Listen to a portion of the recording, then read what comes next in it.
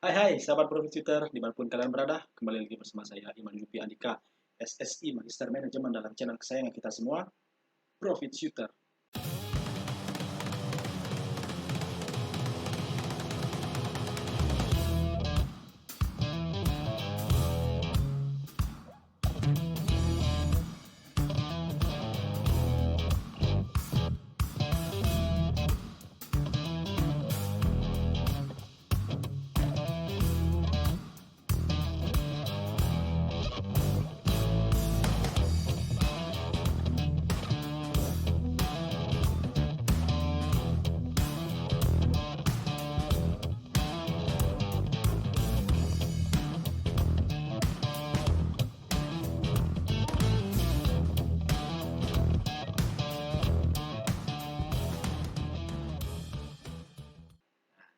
Jadi dalam channel ini ya kita akan fokus membahas seputar edukasi dalam dunia berinvestasian. Nanti saya akan banyak sekali membahas tentang analisa teknikal, kemudian ada analisa fundamental, kemudian ada mindset-mindset yang harus kita pegang dan kita pahami sebelum kita terjun ke dalam dunia investasi. Dan yang paling penting adalah teknik-teknik rahasia yang seperti itu yang akan membantu kita untuk mendapatkan cuan ataupun profit dalam investasi. Jadi sebelumnya jangan lupa like, comment, dan subscribe apabila kalian mendapatkan manfaat dan juga insight dari video-video saya, dan share sebanyak-banyaknya video saya ini kepada teman, kerabat, ataupun saudara yang kiranya membutuhkan video edukasi tentang investasi. Ya, jadi stay tune terus.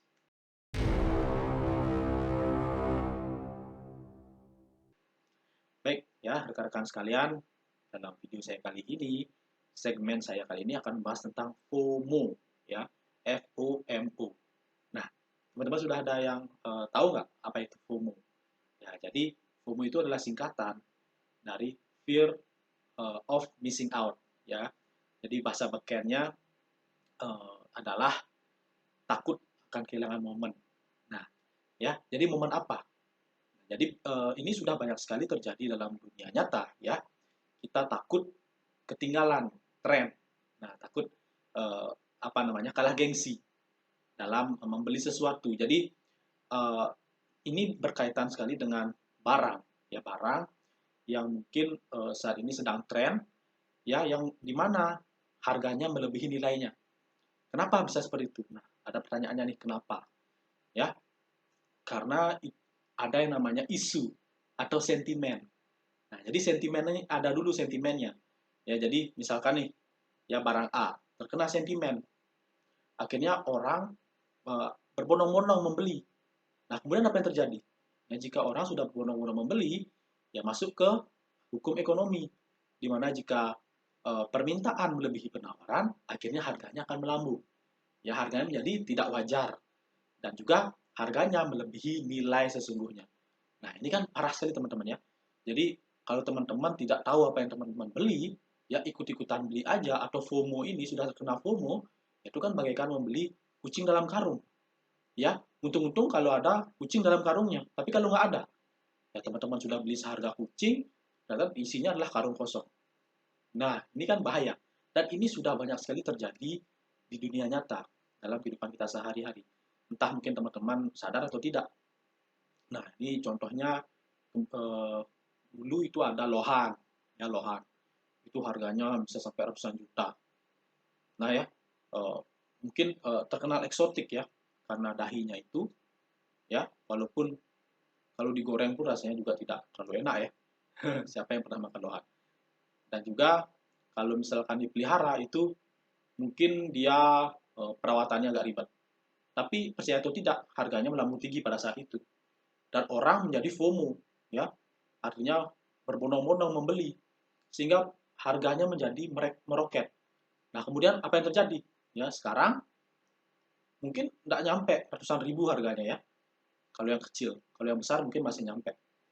Nah, artinya FOMO ini membuat suatu barang menjadi harganya tidak wajar, melebihi nilainya. Kemudian ada lagi, ya batu bacan atau batu akik.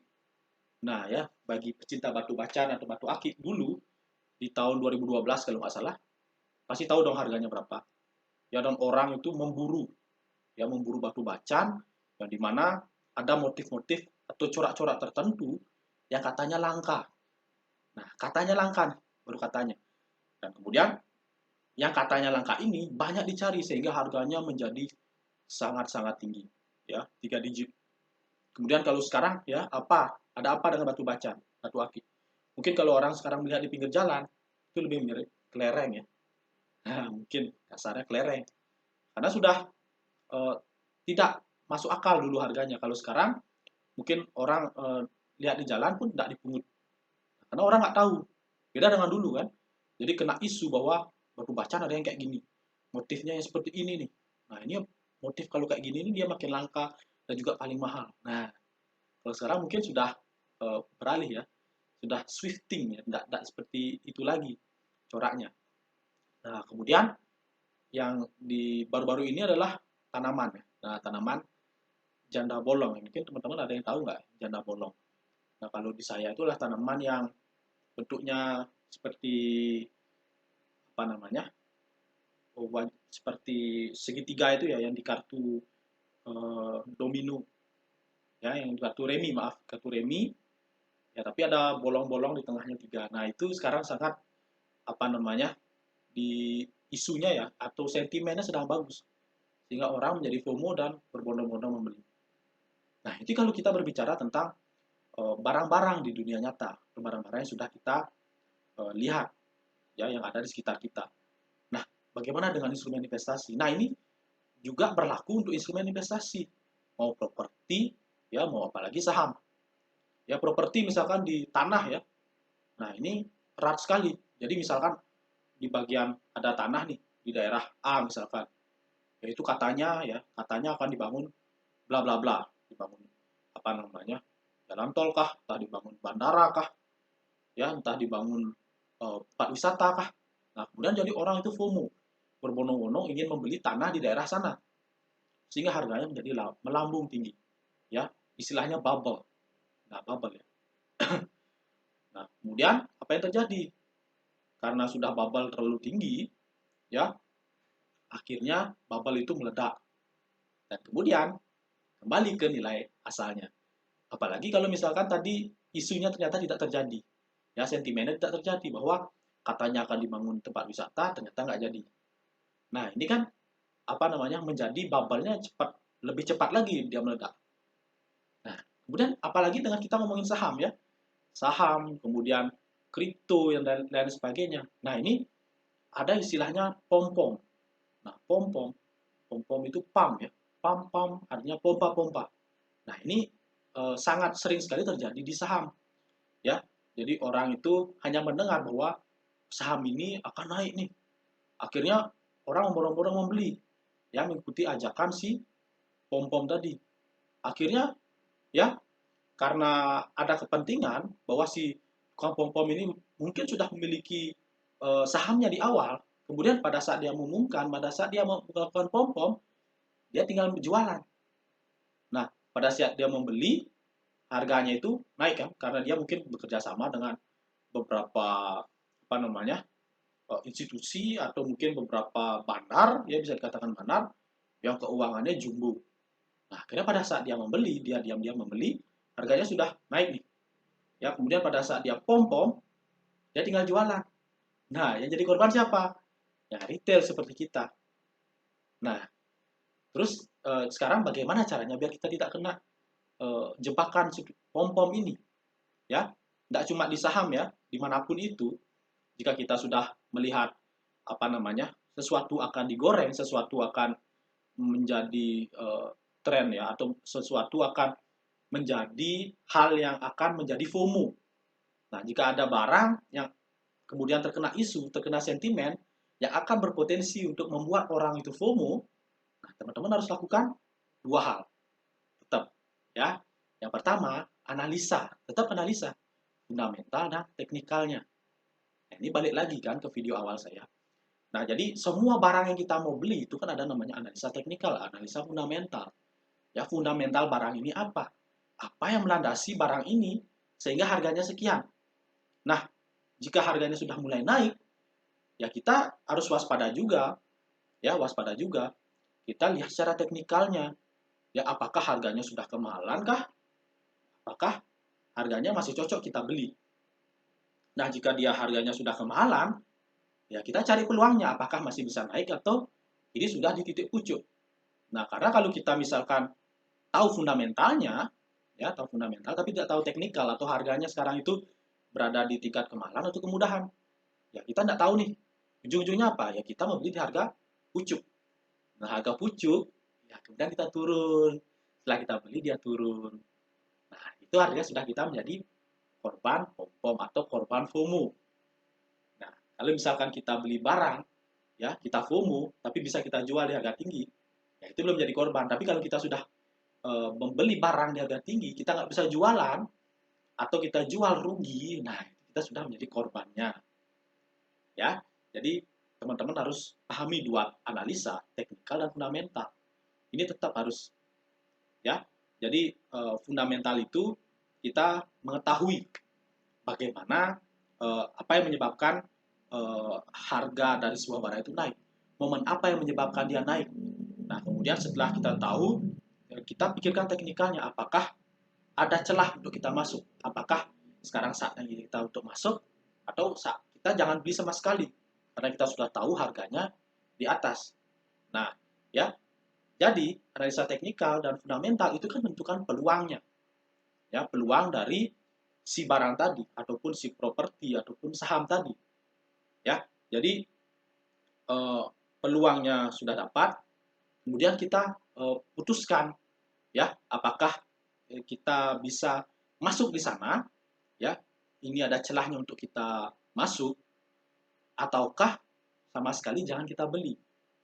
Nah, soalnya kenapa? Ya, seandainya kita ditawari barang, ya barang atau mungkin tanah kotor yang katanya itu emas. Teman-teman tahu kan kalau emas itu kan itu berawal dari tanah ya, tanah apa namanya? Kalau di pertambangan itu kan ada tanah, kemudian di oseng-oseng ya, apa sih istilahnya itu? Digoreng, digoyang-goyangkan itu, kemudian setelah digoyang-goyangkan muncullah si emas, ya emas yang bersinar. Nah, karena memang emas itu berawal dari tanah atau dirt itu, kemudian ada orang yang mengambil tanah di sembarang kali. Nah, dia katakan ini adalah emas. Itu kan ngeri ya. Kalau teman-teman tidak tahu teknikal dan fundamentalnya, teman-teman asal beli aja, teman-teman FOMO, ya. Sehingga teman-teman beli yang tadi katanya tanah, yang katanya cikal bakal emas itu, teman-teman beli di harga tinggi. Nah, setelah teman-teman coba oseng-oseng-oseng, ternyata tanahnya hilang, emasnya juga nggak ada. Nah, jadi teman-teman harus tahu mana tanah yang benar-benar ada emasnya, ya, atau memang tanah bohongan.